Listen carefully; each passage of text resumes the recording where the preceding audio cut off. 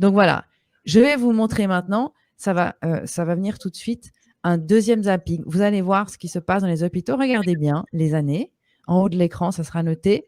Regardez bien surtout la grande différence. Les lits étaient pris d'assaut et vous verrez que personne n'avait de masque.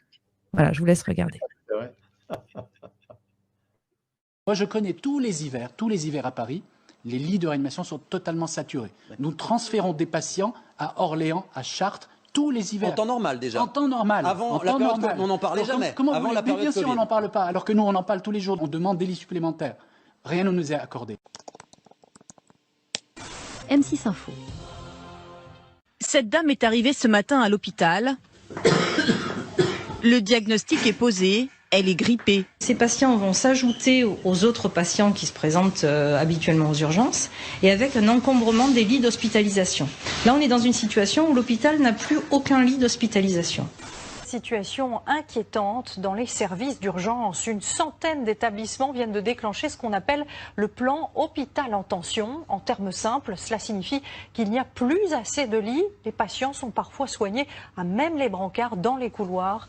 Une situation de crise qui devient permanente. Et vous allez l'entendre, les personnels sont à bout de souffle. Des brancards un peu partout. Aux urgences de l'hôpital de Toulon, c'est une journée comme les autres. Et le personnel est à bout de souffle. Les urgences sont en surchauffe sur l'ensemble du territoire, avec l'hiver, la grippe. Dans cet hôpital de région parisienne, les malades de la grippe affluent. L'hôpital est surchargé. On est actuellement en état de saturation d'hospitalisation. On n'a plus de place à l'hôpital. On appelle les soins de suite rééducation, les unités gériatriques aiguës. Ils sont pleins. Et on ne sait pas très bien où mettre ces patients-là. Aux urgences de Lorient aussi, l'hôpital sature. Dans les couloirs ce matin, les patients attendent parfois plus de 20 heures sur des brancards avant d'obtenir un lit. La pénurie de lits, un classique que l'hôpital de Haute-Pierre doit gérer chaque hiver. Quand il n'y a plus de lits, on fait au mieux, on a recours un petit peu aux cliniques aux alentours, aux hôpitaux. Il y en a certains qu'on peut gérer aussi en ambulatoire. Et sinon, le cas échéant, il y a des gens qui passent la nuit sur des brancards parce qu'on n'a pas le choix. Le corps médical, lui aussi, est débordé. L'ensemble du service fonctionne à flux tendu. Pas sûr que la situation s'améliore dans les prochaines semaines. La grippe n'a pas encore atteint son pic dans la région. Depuis le début de l'hiver, les urgences sont saturées. Nous, on a un ras-le-bol de ce système-là. On aimerait pouvoir soigner les patients correctement. L'agence régionale de santé a visité hier les urgences pour analyser concrètement la situation, mais aucune réponse n'a été encore apportée.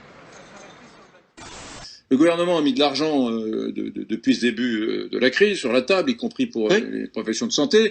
Il y avait 5000 lits de réa, 5000 lits de réa au mois de mars. Il y en avait apparemment 25 000 en Allemagne. Ouais. Là, et il y en a toujours 5 000. Et là, on nous dit, non mais il y en a 5 000. Attention, il y a tellement eu d'opérations qui ont été déprogrammées, reprogrammées, qu'il y en aura encore moins de disponibles au mois d'octobre qu'au mois de mars. C'est-à-dire qu'on a mis des milliards d'argent du contribuable. Le contribuable a été généreux, il a bien voulu payer ses impôts, il a bien voulu financer ça, pour se retrouver dans une situation où il y a moins de lits de réa en octobre qu'au mois de mars. Et c'est du délire. Et c'est pire que ce que tu dis, parce que en plus de ça, pour des mesures d'éviter la contamination entre les malades, les chambres à 2 lits sont devenues des chambres à 1 lit. La grippe en 2017 a fait 30 000 morts de la même façon, sans que personne n'en parle. Voilà. Oh ben voilà. Voilà, c'est exactement ça. C'est exactement ça. Je pense que vous avez dû être scotché si vous n'avez pas vu